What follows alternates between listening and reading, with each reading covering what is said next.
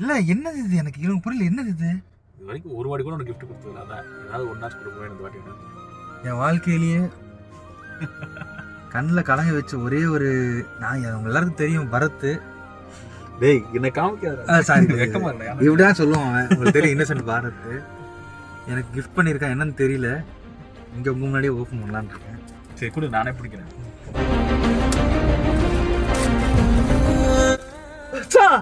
உண்மையாடா?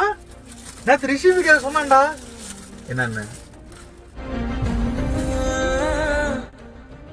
Nothing. இந்த phone உன் கையில இருந்தா ரொம்ப அழகா.